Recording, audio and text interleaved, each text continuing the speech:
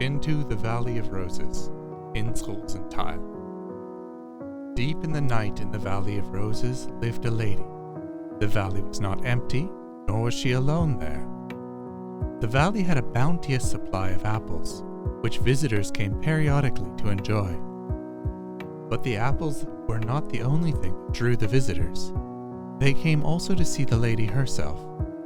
She shone like a star fallen to the earth, enclosed the color of the afternoon sky. Always and resolutely smiling, her voice revealed the conviction to be happy. The visitors saw this, and whether or not they truly believed her to be happy, they felt gratitude for the lady's efforts. Yet the lady in the Valley of Roses remained secluded. The lady gracefully sang and danced.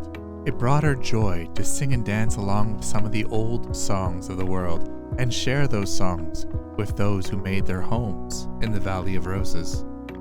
They would come and go and listen to the lady with rapt attention when they could. Yet the lady in the Valley of Roses remained secluded. The lady looked out of the window of her tower at the campfires twinkling in the night. Sometimes she heard of other towers and people who walked between them, taking in the summer festivals and stories of foxes playing in the woods. Word had even reached her of pirates and a god of dogs. Many wild things took place outside of her Valley of Roses, and something took root in the lady's heart. She began to doubt in the night in the Valley of Roses. So peaceful was life here that she doubted that she had anything of value to bring these other towers. She had no festivals nor frolicking foxes, and she certainly had no pirates. She had her apples and the people who chose to stay in the valley, her Rosental. The Rosental loved their lady. Some days they would bring her fresh apples. Others, they would tell her little stories of their lives. The stories themselves were rarely interesting, but that they chose to think of her and her tower and share those stories warmed her heart. They gave her what little gifts they could when they could. The tower kept her away from the campfires, but they said kind things to the lady, even when they thought she wouldn't hear. For the Rosental so loved their lady. Deep in the night in the Valley of Roses wept a lady. Doubt grew stronger, and she knew not what she could bring to the world when all she possessed was apples. She felt alone in the dark of night. The shadows twisted inside her and pulled her to the floor. Why am I a failure? She asked herself. She looked out of the window into the inky abyss of night and felt so alone. The loneliness hung around her like an anchor. Then, she did what we all must do when we are pulled to the ground. She decided to get back up. In the abyss of night, what did she see? What pulled through to her and brought her to tears? It was the campfires of the Rosental. For, dear reader, the Rosental did not see the lady as a failure. When they said those words of gratitude and love that they thought that she would never hear, she did hear. In that moment, the lady remembered the quiet words and wept, not tears of sorrow, but of gratitude. She resolved herself to rise and show that gratitude to the Rosental every chance she had.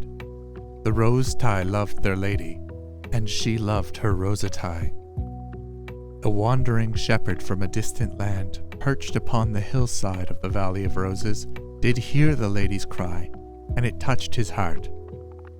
As his sheep grazed, he wrote down the story of the lady in his native tongue. He resolved that the Valley of Roses would be secluded no more. The shepherd took his sheep and set off to distant lands. He shared the story of the lady of the Valley of Roses far and wide. He shared it beyond the hills of her valley and far beyond the reach of her ears. She did not hear it, but there began a murmur about the lady. Into the Valley of Roses they came. She awoke with a start the next morning. Did her eyes fail her? Surely there were more people today than yesterday. There seemed to be many more, which itself seemed an impossibility. For months, the valley seemed cozier by the day, as little ever changed. But now there seemed to be so many more people. The lady sought for the answer, and eventually she heard about the shepherd. The shepherd had told so many of the lady's pure heart and her perseverance against the long night. They too knew that inescapable feeling of failure that polluted men's hearts, even in the warm candlelight of past successes.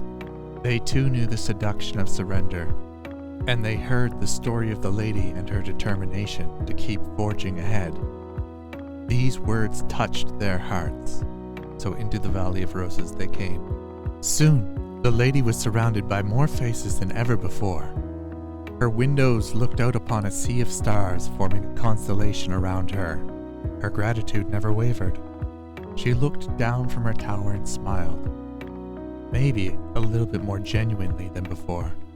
Still, even when she did not feel like smiling, she smiled because her Rosental worked equally hard to find reasons to make her smile. They made her laugh. Many of the newcomers could not speak the lady's language, but they tried, yielding silly sentences. Some worried that the new and old would fight, but the old welcomed the vitality the new brought with them, and the new felt gratitude for the old, for the years of support they provided their lady.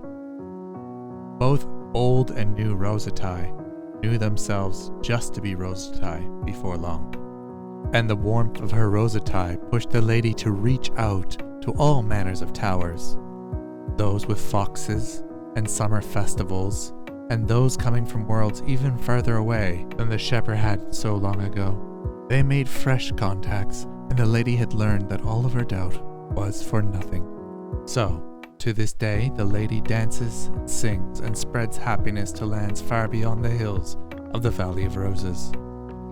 There is no question whether or not her apples are worthy enough to share, for any time she might begin to doubt, she can look to her Rosental and know how much she means to the world and those around her, and hopefully she doesn't need to pretend to be happy as much, for one needn't pretend to be something one is.